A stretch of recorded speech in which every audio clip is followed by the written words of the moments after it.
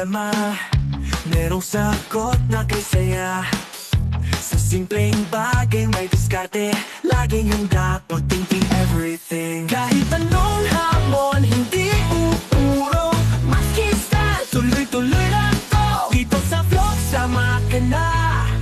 Abot ang pangarap, basta pwede ka. Maski TV ka na ng akiray, thinking everything, walang imposible. Sa channel, ikaw ay inspired, kaya natin to. Good morning guys. Ayan, meron tayo ditong Eurotech. Ito guys na nabili ko to sa junk shop per kilo, 35 per kilo. So tumimbang siya ng 20. So tayo rito. Tabla panalo tayo rito. Pag talo sa repair, gagamitin ko na lang uli reserva. Pero na-check ko na to kasi ang problema nito ay yung sa spin motor ay malakas yung wiggle nya, masyadong malakas yung wiggle. Gumagana yung motor at di na gumagana yung preno. Kailangan iangat mo muna yung kable bago siya umikot, tapos pag umikot naman eh malakas yung kalampag nya. Tapos dito naman sa wash, dito naman sa wash ang problema nya ay umiikot siya pag walang laman ng damit. Pag may tubig, iikot siya, pero pag may laman na ng damit, napakahina na, ay halos umikot. So ayan, malaki to na 8 kilograms na Eurotech. Ayan, ang model niya ay model ETW813W. Ayan, so buksan natin guys. Di ko na sa inyo papakita pagbukas para ma-check natin may kung ano problema. Okay, so ito guys, napaklas ko na.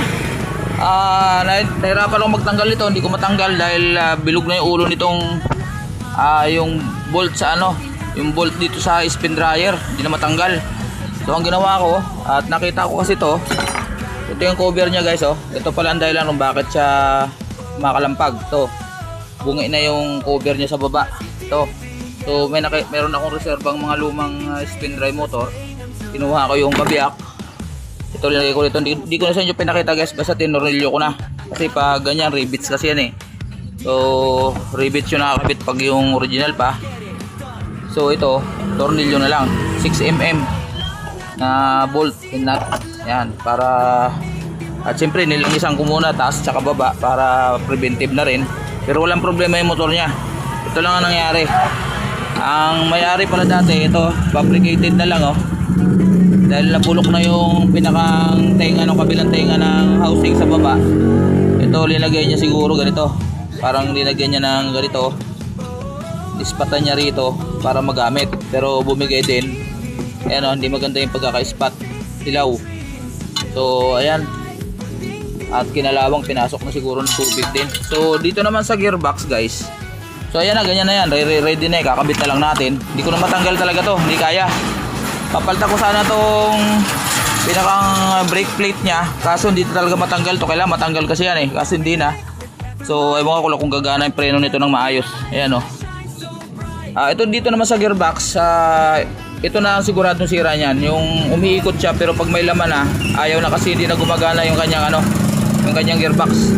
Ito kasi dapat may parang clutch yan eh, medyo may ganit. Ito pre-wheeling na guys. At saka may kita nyo pag nangitim na yung loob. Ayan, nangitim na sabihin pinasok na ng tubig yan. So tatanggalin natin yan. Hindi ko na rin sa inyo papakita. At may reserva naman tayo, may stock naman tayong bagong gearbox para dyan.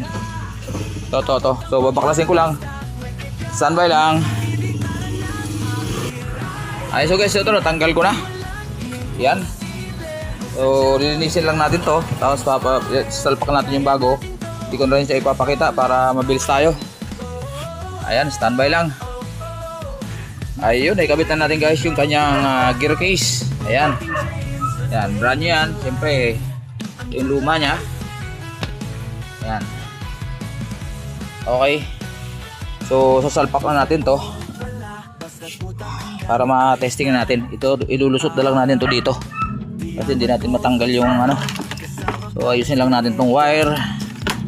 Walang maipit. Okay, standby. Ayan guys, pahinga muna. Init na. Ayan, isalpa ko na. tornilyo ko na sa ilalim. Ito naman yung ano dito. Yung pinakang ayan, yung kable ng ano para sa dryer tsaka sa green. Nagka wala na. O may reserba naman ako dyan, lilinisan ko na lang yan. May reserba naman ako dyan, palitan na lang natin. So pahinga muna. Nabot na ako ng araw. Ay, masakit na likod ko. Masakit na likod na senior guys. So pahinga muna konti. Pasok muna tayo. Ay, yung aking pinagpalitan na yan. Mulimlim na konti. Konti na lang naman to. Naayos ko na yung ibang wire. Yung sa motor na lang ng dryer. Eh, ano lang natin to na konti. Kulay-kulay lang naman to guys. Gray sa gray. Ayan. Nagalaw ko pa yung cellphone. Tumagilid guys. Ayan. Ayan. Yun. Kulay-kulay lang naman to.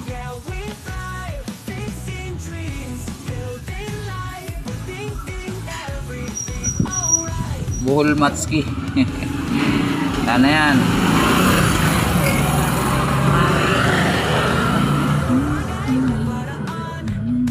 Kahit mahirap kakayanin yan. With every click, with every like, together we rise, let's shine so bright.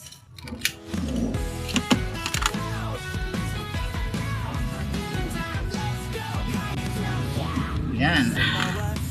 Tapos syempre yung kulay gray. Yan.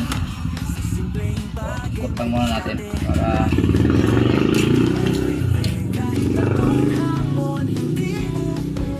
sama-sama together.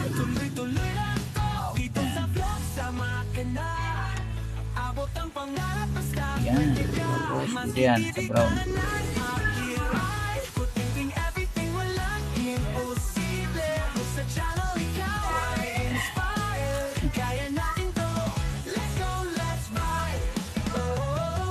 Gumagana naman tong motor guys.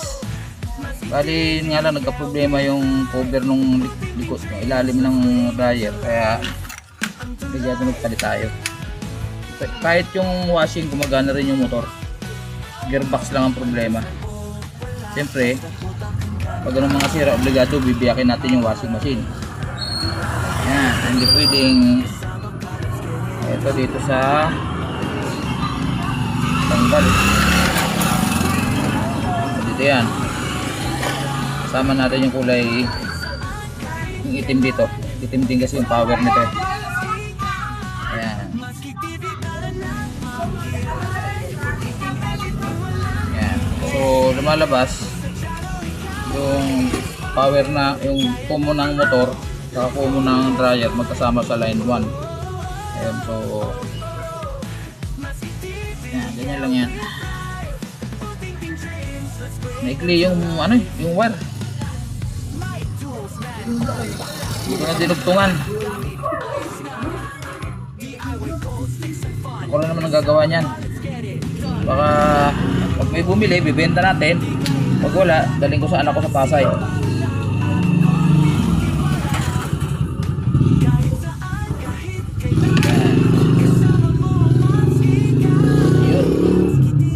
Alas 11 na guys. Alas 11 na. Alas 11 na. Gutom na si Matski. So testingin natin guys. Naikabit ko na yung ground. So testingin natin. Naikabit ko na rin yung belt. Ayun. Naikabit ko na yung belt. Hindi ko na sa inyo pinakita. Ayun. Tapos yung preno, in-adjust ko na. Hindi ko pa alam kung... Ah, hindi pa pala. Ito pa pala. Yung sa drain. Pero madali na yan. Pinalas ko naman kasi sa taas. Lalagyan ko ng kable yan. Papaanda rin lang muna natin. Testingin natin kung ano nangyari. Tinalian ko na lang to dito. Binalutan ko ng plastic. Maikli. Tapos may mga part na mga ngat-ngat ito. Balutan pa natin to. Papatay ng string cable tsaka electrical tape. Ayun. Nakuha pa tayo ng isang cross-in wire. Ito na lang para mas maganda. Cross-in wire connector.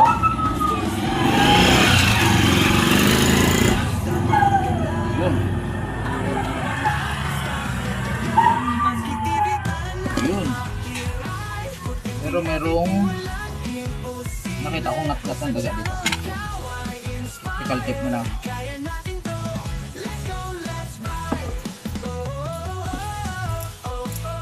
Ang perwisyon daga.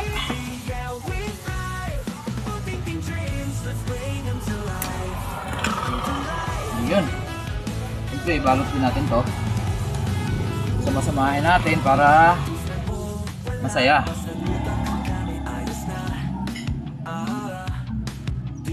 Yan.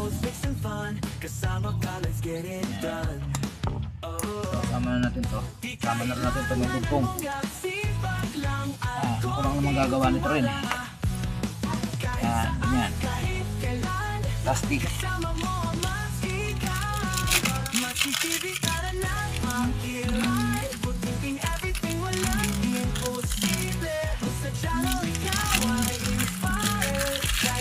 Dapat nakasecure lang dito. Plastic.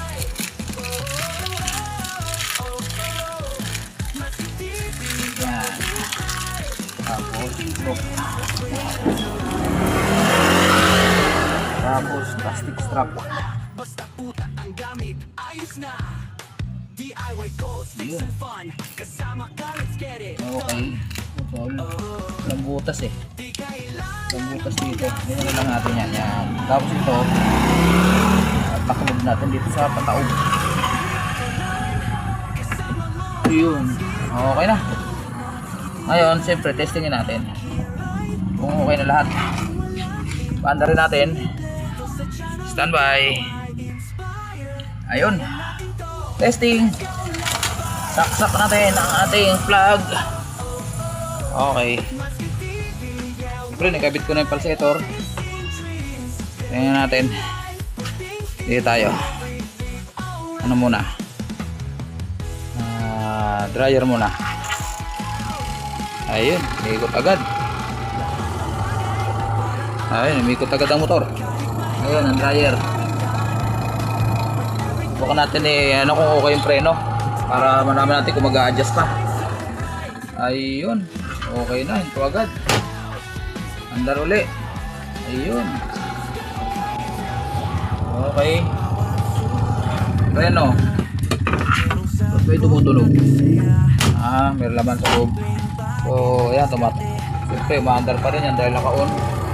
Dito naman tayo sa wash. Wash. Ayun.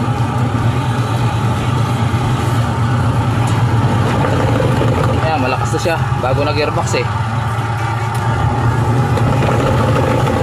Ayan, hindi na mapigilan. Lagyan natin ng tubig. Ayan, okay na. Okay na parehas.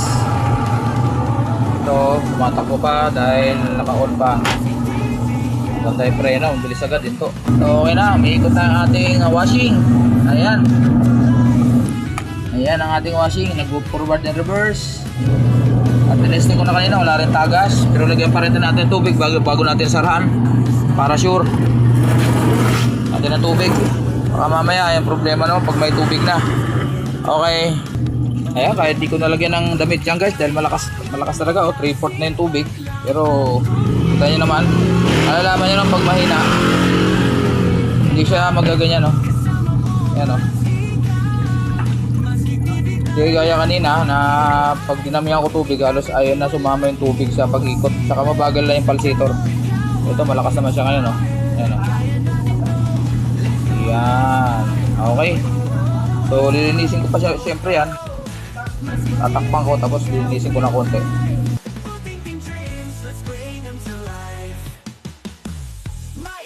Man, oh wala, basta puta ang